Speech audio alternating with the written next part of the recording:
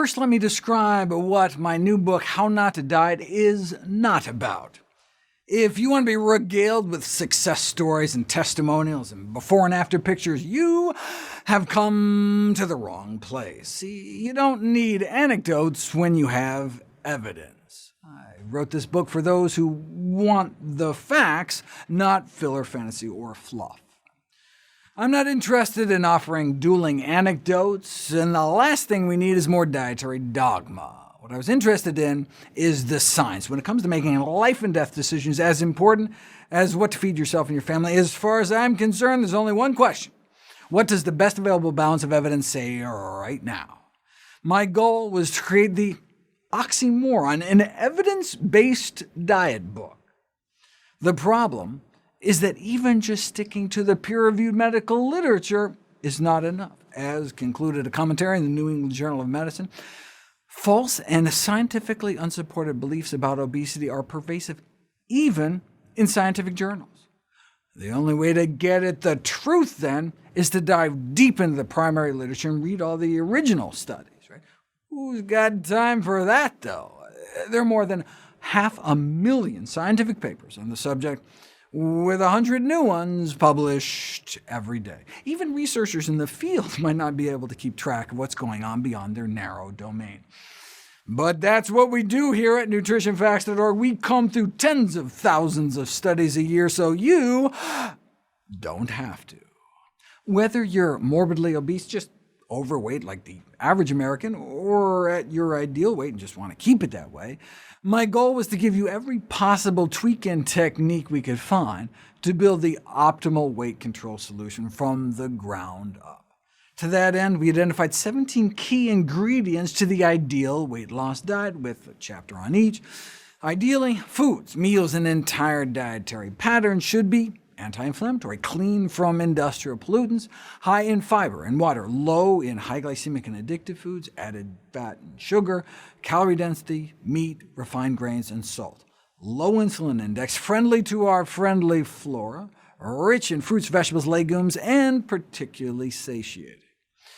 No wonder a whole food, plant-based diet is the single most successful weight loss intervention without calorie restriction and exercise ever published in the peer-reviewed scientific literature and proven in a randomized controlled trial. Start packing your diet with real food that grows out of the ground, and the pounds should come off naturally, taking you down towards your ideal weight. Okay, so that's what I spent the first half of the book doing, laying out the optimal weight loss diet. Then I spend the second half on all the tools I unearthed to drive further weight loss for any stubborn pounds that remain. In the first half, we learned that a calorie is not necessarily a calorie. 100 calories of chickpeas has a different impact than 100 calories of chicken or chiclets, based on their different effects on factors such as absorption, appetite, or our microbiome.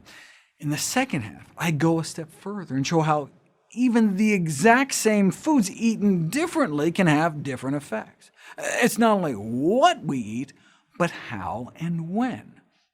There are specific foods shown in interventional trials to cause you to burn more fat, suppress your appetite, rev up your metabolism, block the absorption of calories, and effectively take away even more calories than they provide. What's more, the context in which we eat matters too. The same number of calories eaten at a different time of day, in a different meal distribution, or after different amounts of sleep can translate into different amounts of body fat. Distinct forms of the exact same foods can be distinctly fattening. And did you know that combining certain foods together can have a different effect than eating them apart? There's even a food that can prevent the metabolic slowing that your body uses to frustrate your weight loss attempts. Skeptical? You should be. I was too. I went into this thinking I would just, end up railing against all the gimmicky snake oil nonsense out there and put out, the same kind of standard advice on trimming calories and, hitting the gym. I imagine what would set this work apart would be its comprehensiveness and strict grounding in the science.